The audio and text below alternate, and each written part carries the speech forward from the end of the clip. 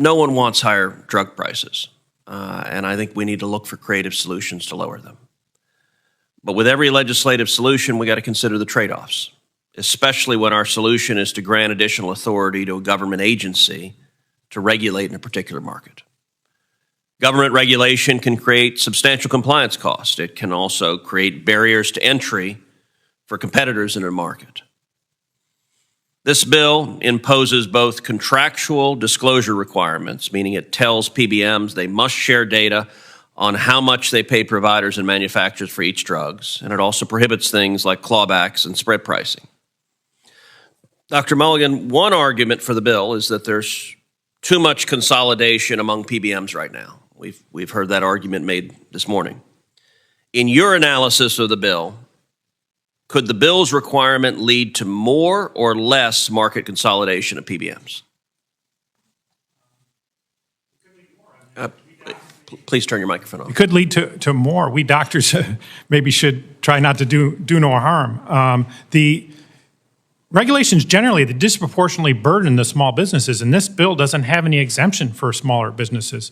And the vertical integration that's been described is especially problematic with respect to this bill because the requirements are going to be telling the bigger PBMs, how much does your left hand pay to your right hand? Well, they could just answer that any way that pleases the FTC. It doesn't really matter. What's going to matter is for the smaller companies. So I want to follow up on the question. So you're saying it would be beneficial if you want to avoid market consolidation for the bill to have some sort of exemption for smaller PBMs. Is that?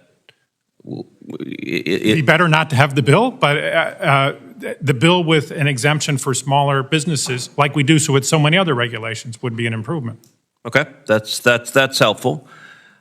If this bill was enacted into law, based on your economic analysis, how would it impact drug prices for the average American? 300 million plus Americans are in insurance, and insurance companies, they are the benefit managers, or they hire people to do the benefit management for them, and that's what they want. They want lower prices and better utilization. And you're undermining that activity, and so drug prices will go up. I estimate just the pharmacy part alone could add to premiums about $10 billion a year in aggregate. Happy Friday to all of you.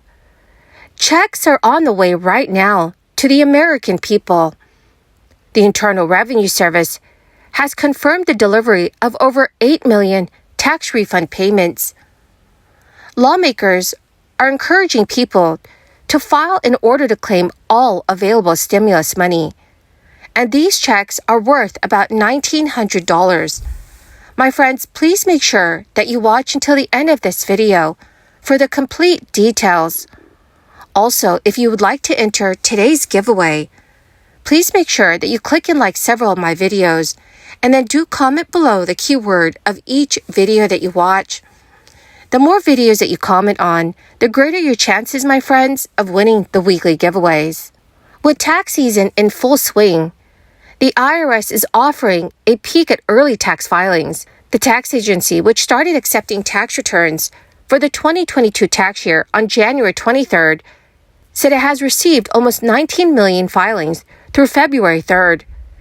And during that time, the IRS has issued about 8 million refunds.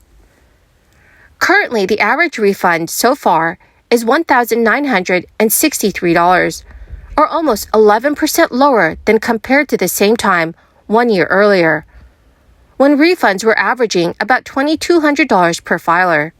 With warnings from tax pros and even the IRS itself, the tax refunds this year would likely be smaller than in 2022, leading to what some experts are calling a tax refund shock.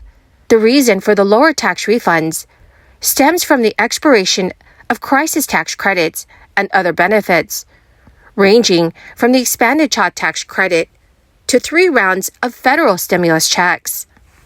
More taxpayers are filing their returns earlier this year, and this is according to the IRS and the U.S. Treasury Department data.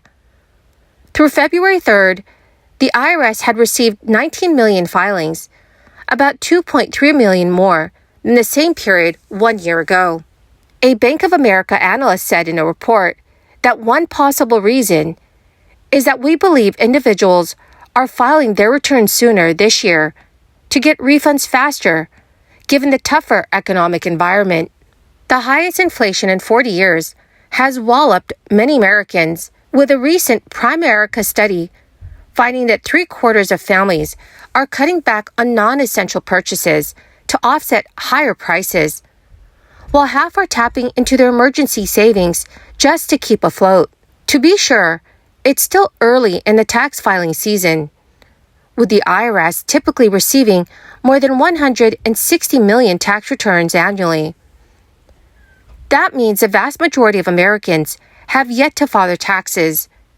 The average refund is likely to change as the April 18th tax filing deadline draws near.